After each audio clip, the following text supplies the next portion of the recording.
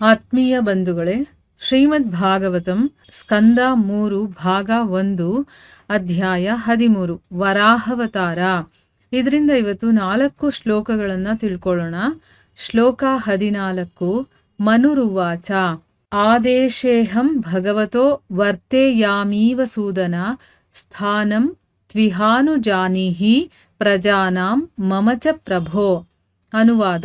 ಮನು ನುಡಿದನು, ಎಲೈ ಸರ್ವಶಕ್ತ ಪ್ರಭುವೇ, ಪಾಪಹರನೆ, ನಾನು ನಿನ್ನ ಆಜ್ಞಾನುವರ್ತಿ. ಈಗ ದಯವಿಟ್ಟು ನನ್ನ ಮತ್ತು ನನ್ನಿಂದ ಹುಟ್ಟಿದ ಜೀವಿಗಳ ಸ್ಥಾನವನ್ನು ತಿಳಿಸು. ಶ್ಲೋಕ 15.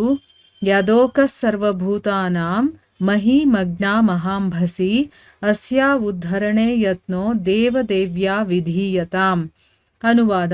ಎಲೈ ದೇವತೆಗಳ ಪ್ರಭುವೇ, ಮಹಾ ಜಲಧಿಯಲ್ಲಿ ಮುಳುಗಿರುವ ಪೃಥ್ವಿಯನ್ನು ಮೇಲೆತ್ತಲು ಪ್ರಯತ್ನಿಸು, ಏಕೆಂದರೆ ಅದು ಎಲ್ಲ ಜೀವಿಗಳ ವಾಸಸ್ಥಳವು. ಅದು ನಿನ್ನ ಪ್ರಯತ್ನದಿಂದ ಮತ್ತು ಭಗವಂತನ ಅನುಗ್ರಹದಿಂದ ಸಾಧ್ಯ. ಶ್ಲೋಕ 16. ಮೈತ್ರೇಯ ಉವಾಚ ಪರಮೇಷ್ಠಿ ತ್ವಪಾಂ ಮಧ್ಯೆ ತಥಾ ಸನ್ನಾಮ ವೇಕ್ಷ್ಯಗಾಂ ಕಥಮೇನಾಂ ಸಮುನ್ನೇಷ್ಯ ಇತಿ ದಧ್ಯೋ ಧಿಯಾಚಿರಂ. ಅನುವಾದ. ಮೈತ್ರೇಯರು ನುಡಿದರು, ಪೃಥ್ವಿಯು ನೀರಿನಲ್ಲಿ ಮುಳುಗಿರುವುದರಿಂದ ಅದನ್ನು ಹೇಗೆ ಮೇಲಕ್ಕೆ ಎತ್ತುವುದು ಎಂಬ ಬಗ್ಗೆ ಬ್ರಹ್ಮನು ಸುದೀರ್ಘವಾಗಿ ಯೋಚಿಸಿದನು. ಶ್ಲೋಕ 17. ಸೃಜತೋ ಮೇ ಕ್ಷಿತಿರ್ವಾಭಿಪ್ಲಾವ್ಯಮಾನ ರಸಾಂಗತ ಅಥಾತ್ರ ಕಿಮನುಷ್ಠೇಯಮಸ್ಮಾಭಿಃ ಸರ್ಗಯೋಜಿತೈಃ ಯಸ್ಯಾಹಂ ಹೃದಯಾದಾಸಂ ಸ ಈಶೋ ವಿದಧಾತು ಮೇ. ಅನುವಾದ. ಬ್ರಹ್ಮನು ಯೋಚಿಸಿದನು, ನಾನು ಸೃಷ್ಟಿ ಕಾರ್ಯದಲ್ಲಿ ತೊಡಗಿದ್ದಾಗ ಭೂಮಿಯು ಜಲಪ್ರಳಯಕ್ಕೆ ತುತ್ತಾಗಿ ಸಾಗರದಾಳಕ್ಕೆ ಕುಸಿದಿದೆ. ಸೃಷ್ಟಿ ಕಾರ್ಯದಲ್ಲಿ ತೊಡಗಿದ ನಾನು ಏನು ಮಾಡಬಹುದು? ನನಗೆ ನಿರ್ದೇಶನ ನೀಡುವಂತೆ ಸರ್ವಶಕ್ತ ಭಗವಂತನ ಮೊರೆ ಹೋಗುವುದೇ ಉತ್ತಮ. ಇವು ಶ್ಲೋಕಗಳು ಮತ್ತು ಅವುಗಳ ಅನುವಾದ. ಈಗ ಭಾವಾರ್ಥದ ಮೂಲಕ ನಾವು ಇವುಗಳ ಅರ್ಥವನ್ನು ತಿಳ್ಕೊಳ್ಳೋದಕ್ಕೆ ಪ್ರಯತ್ನ ಮಾಡೋಣ. ಹೋದ ಭಾಗದಲ್ಲಿ ನಾವೇನು ತಿಳ್ಕೊಂಡ್ವಿ? ಭಗವಂತ ಎಲ್ಲ ಯಜ್ಞಗಳ ಫಲಗಳನ್ನು ಸ್ವೀಕಾರ ಮಾಡುವಂಥವನು. ಅವನು ತೃಪ್ತನಾಗದೇ ಇದ್ದರೆ ಯಾರೇ ಆಗಿರ್ಬೋದು, ಈ ಸದ್ಗತಿಯನ್ನು ಪಡಿಬೇಕು ಅಂತ ಯಾರು ಸಾಧನೆ ಮಾಡ್ತಾ ಇರ್ತಾರೋ, ಶ್ರಮ ಪಡ್ತಾ ಇರ್ತಾರೋ, ಅವರ ಶ್ರಮ ಎಲ್ಲ ವ್ಯರ್ಥ ಆಗುತ್ತೆ.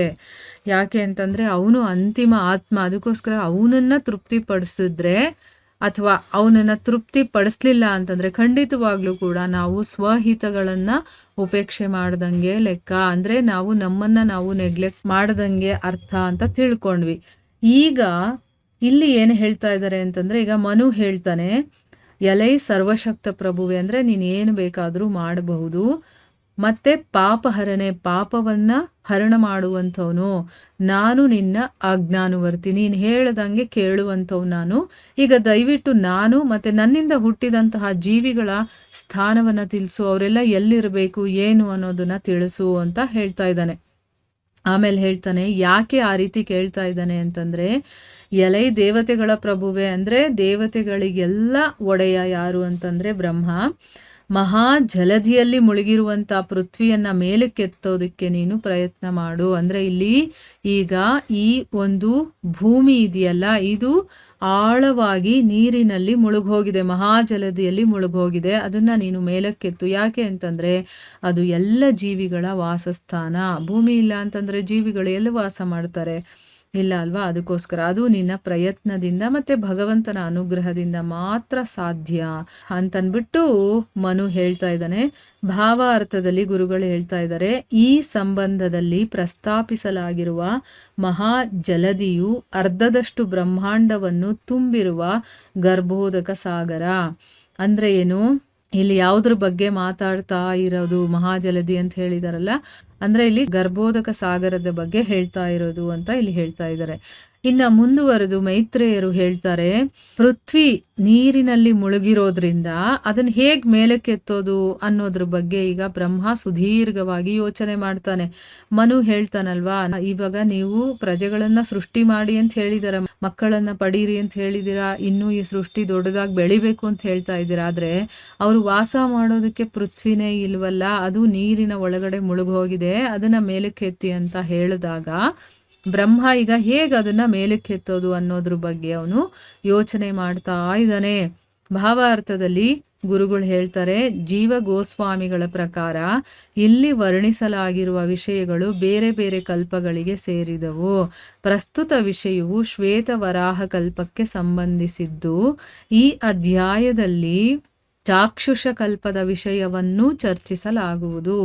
ಅಂದ್ರೆ ಇಲ್ಲಿ 2 ಕಲ್ಪಗಳ ಬಗ್ಗೆ ಮಾತಾಡ್ತಾರೆ ಅಂತ ಹೇಳ್ತಾ ಇದ್ದಾರೆ. ಜೀವ ಗೋಸ್ವಾಮಿಗಳು ಇದರ ಬಗ್ಗೆ ಹೇಳಿದ್ದಾರೆ. ಅಂದ್ರೆ ಇಲ್ಲಿ ವರ್ಣನೆ ಮಾಡಿರುವಂಥದ್ದು ಒಂದೇ ಕಲ್ಪದ ಬಗ್ಗೆ ಅಲ್ಲ, ಬೇರೆ ಬೇರೆ ಕಲ್ಪದ ಬಗ್ಗೆ ಮಾತಾಡಿದ್ದಾರೆ. ಇಲ್ಲಿ ನಡೀತಾ ಇರುವಂತಹ ವಿಷಯ ಶ್ವೇತವರಾಹ ಕಲ್ಪಕ್ಕೆ ಸಂಬಂಧಿಸಿದ್ದು. ಈ ಅಧ್ಯಾಯದಲ್ಲಿ ಚಾಕ್ಷುಷ ಕಲ್ಪದ ಬಗ್ಗೆನೂ ಕೂಡ ಮಾತಾಡ್ತಾರೆ ಅಂತ ಅಂದ್ಬಿಟ್ಟು ಇಲ್ಲಿ ಹೇಳ್ತಾ ಇದ್ದಾರೆ.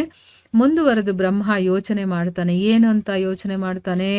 ನಾನು ಸೃಷ್ಟಿ ಕಾರ್ಯದಲ್ಲಿ ತೊಡಗಿದ್ದಾಗ, ಅಂದರೆ ನಾನು ಏನೇನೆಲ್ಲ ಸೃಷ್ಟಿ ಮಾಡಬೇಕು ಅಂತ ಸೃಷ್ಟಿ ಮಾಡ್ತಾ ಇದ್ನೋ, ಆಗ ಭೂಮಿ ಜಲಪ್ರಳಯಕ್ಕೆ ತುತ್ತಾಗಿ ಸಾಗರದ ಆಳಕ್ಕೆ ಕುಸಿದೋಗ್ಬಿಟ್ಟಿದೆ ಅಂತ ಅವನು ಹೇಳ್ತಾ ಇದ್ದಾನೆ. ಅಂದರೆ ಈಗ ನಮಗೆ ಗೊತ್ತಾಗಬೇಕಲ್ವಾ ಇವರು ಯಾವುದ್ರ ಬಗ್ಗೆ ಮಾತಾಡ್ತಾ ಇದ್ದಾರೆ, ಯಾಕೆ ಏನು ಅಂತ. ಅದಕ್ಕೆ ಇಲ್ಲಿ ಅದನ್ನು ಸ್ಪಷ್ಟಪಡಿಸ್ತಾ ಇದ್ದಾನೆ. ಅವನು ಯೋಚನೆ ಮಾಡ್ತಾ ಇದ್ದಾನೆ, ನಾನು ಹೇಗೆ ಸೃಷ್ಟಿ ಮಾಡೋದು ಅಂತ. ಇದನ್ನ ಬೇರೆ ಬೇರೆ ಎಲ್ಲ ಸೃಷ್ಟಿಗಳನ್ನು ಮಾಡ್ತಾ ಇದ್ನಲ್ಲ, ಆ ಸಮಯದಲ್ಲಿ ಈ ಭೂಮಿ ಜಲಪ್ರಳಯಕ್ಕೆ ತುತ್ತಾಗಿ ಸಾಗರದ ಆಳಕ್ಕೆ ಕುಸಿದು ಹೋಗಿದೆ.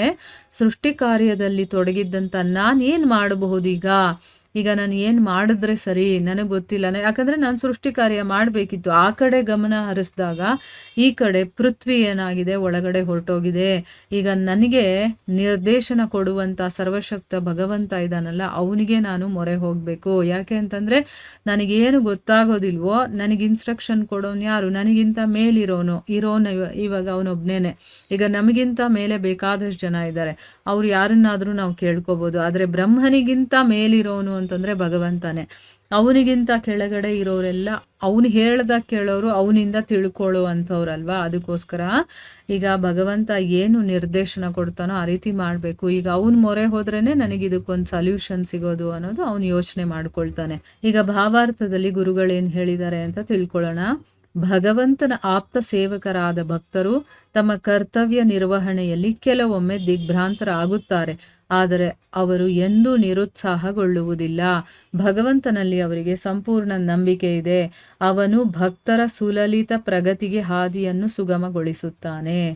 ನೋಡಿ, ಇಲ್ಲಿ ಯಾರು ಭಗವಂತನ ಭಕ್ತರಾಗಿರ್ತಾರೋ ಅವರು ತಮ್ಮ ಕರ್ತವ್ಯವನ್ನು ಮಾಡಬೇಕಾದ್ರೆ ಅವ್ರಿಗೂ ಕೂಡ ದಿಗ್ಭ್ರಮೆ ಆಗುತ್ತೆ. ಅಂದರೆ ಇದು ಮಾಡೋಕ್ಕಾಗುತ್ತಾ ಇಲ್ವಾ ಏನು ಅಂತ ಒಂದು ಸರಿ ಅವ್ರ ಮನಸ್ಸಿಗೆ ಆ ರೀತಿ ಅನಿಸಿದ್ರು ಕೂಡ ಅವರು ನಿರುತ್ಸಾಹಗೊಳ್ಳೋದಿಲ್ಲ. ಇಲ್ಲಿ ನೋಡಿ, ಈಗ ಪೃಥ್ವಿ ಆಳಕ್ಕೆ ಹೊಟ್ಟೋಗಿದೆ, ಅದನ್ನ ಹೇಗಪ್ಪ ಎತ್ತೋದು ಅನ್ನೋದು ಒಂದು ಪ್ರಶ್ನೆ ಬಂದೇ ಬರುತ್ತಲ್ಲ. ಪೃಥ್ವಿ ಅಂದರೆ ಏನು ಸಾಮಾನ್ಯ ಒಂದು ಚೆಂಡು ಥರ ಇರುತ್ತಾ?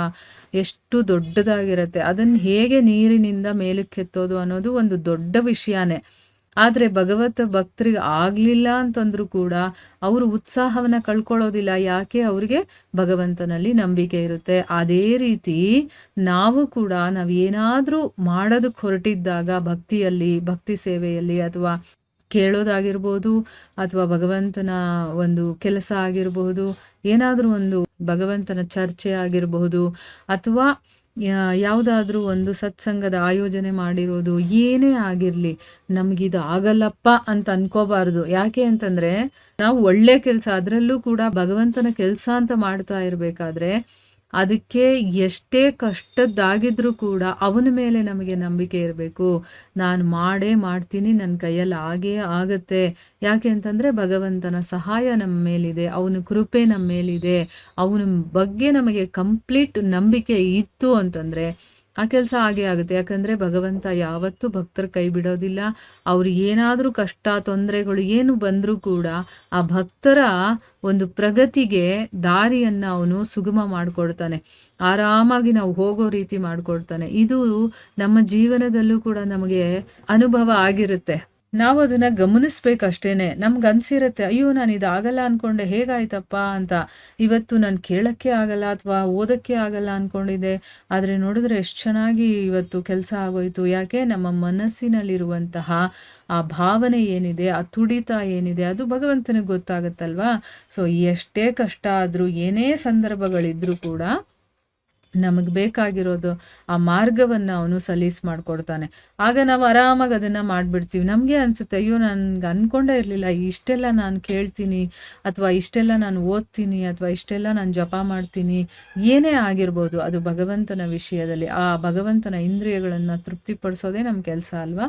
ಅವನು ಹೇಳಿದಾಗ ನಾವು ಕೇಳೋದು ಮತ್ತು ಅವನ ಕೆಲಸಗಳನ್ನು ಮಾಡೋದು ಅಂತಂದರೆ ಅದಕ್ಕೆಲ್ಲ ಸಹಾಯ ಅವನು ಮಾಡಿಕೊಡ್ತಾನೆ. ಇಲ್ಲಿಗೆ ನಾವು ನಿಲ್ಲಿಸೋಣ. ಹರೇ ಕೃಷ್ಣ.